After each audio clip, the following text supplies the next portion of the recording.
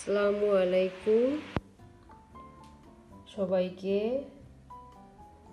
মুবারক মাহে রমাদান। এই রমজানে প্রতিদিন ভাজা পুরি খেতে গিয়ে আর ভালো লাগে না, ভাবলাম হালিম রেসিপি করব। তাই আপনাদের সাথে শেয়ার করলাম। আমি অল্প করেই হালিমটা করব। তো আমার রেসিপিতে কী কী আছে তা দেখিয়ে নিচ্ছি। আমার রেসিপিতে এরকম একটা কাপের হাফ কাপ চানার ডাল, হাফ কাপ মুগ ডাল, হাফ কাপ মসুর ডাল আর হাফ কাপের চেয়ে কিছু কম মাসকলাইর ডাল। আর আমি এখানে গম নিচ্ছি না, কারণ আমি গম দিতে চাচ্ছি না। গম ছাড়াই আমার হালিমটা তৈরি হবে শুধু ডালের মধ্যে। আর আমি এখানে নিয়েছি কিছু বোনলেস চিকেন।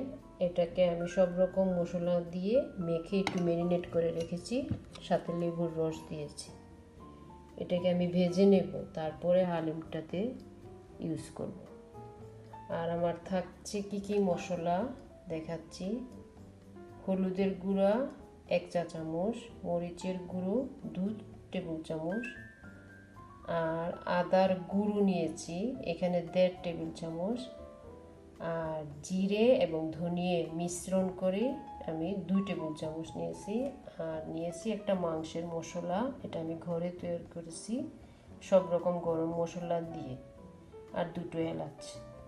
আর থাকছে পেঁয়াজ বেরেস্তা, এখানে রসুন থেতো আর পেঁয়াজ কুচি। তো আমি প্রথমেই ডালগুলো ভেজে নেব, ভেজে নিয়ে 1 ঘন্টা ভিজিয়ে রাখবো, তারপর সেদ্ধ দেব। সেদ্ধ দিয়ে পেচেলারের মাধ্যমে আমি ডালগুলো মিলিয়ে নেব। তো আমরা ডালগুলো প্রথমে ভেজে নিই। তো ডালটাকে আমি এভাবে সব ডালগুলো মিশিয়ে নিলাম, নেওয়ার পর এভাবে টেলে নেব 6-7 মিনিট।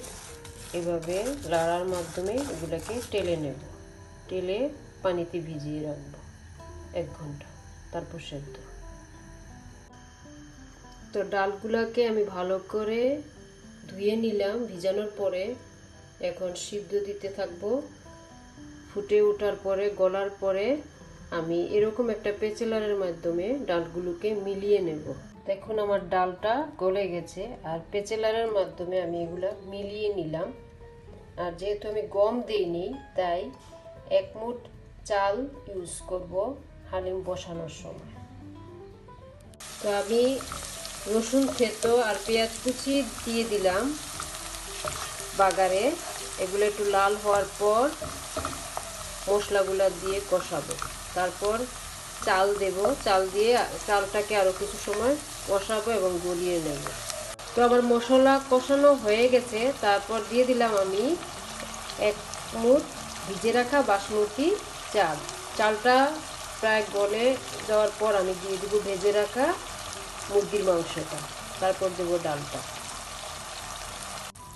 চালটা কষানো হয়ে গেছে, অনেকটা গলেও গেছে। তারপর আমি ভেজে রাখা চিকেনগুলোকে দিয়ে দিলাম, আর চিকেনগুলোও কষানো হয়ে গেছে। এখন আমি পুরো ডালটা দিয়ে দেব, যে ডালটা আমি সিদ্ধ করে রেখেছি ওই ডালটা। এখন ডালগুলো দিয়ে কষাতে লাগবো, তারপর পরিমাণ মতো গরম পানি দিয়ে এগুলোকে ফুটিয়ে নেব।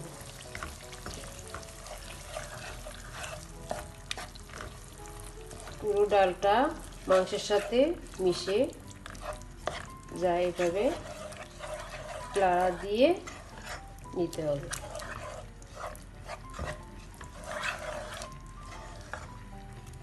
তো এগুলো একটু কষানো হোক, তারপর একটু গরম পানি দিয়ে দেব। তো আমাদের হালিম প্রায় হয়ে যাচ্ছে। ডালগুলো কষানো হয়ে গেছে, তেল উপরে চলে এসেছে। এখন পরিমাণ মতো পানি দিয়ে আর 2টো এলাচ দিয়ে এগুলা ফুটিয়ে নেব যতক্ষণ এটা হয়ে না আসছে।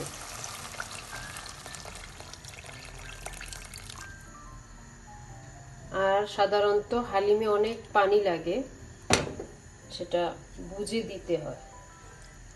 যখন হালিমটা মিশে যাবে তখন আবার প্রয়োজন হলে আমি কিছু দিব পানি, তা না হলে আর দরকার হবে না।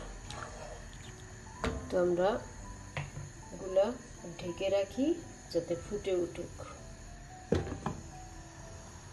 হয়ে গেল আমাদের ঘরে বানানো হালিম। ঘরে তৈরি করে এভাবে রান্না করে নিজে খান, সবাইকে খাওয়ান। সুস্থ থাকুন, ভালো থাকুন। আল্লাহ হাফেজ।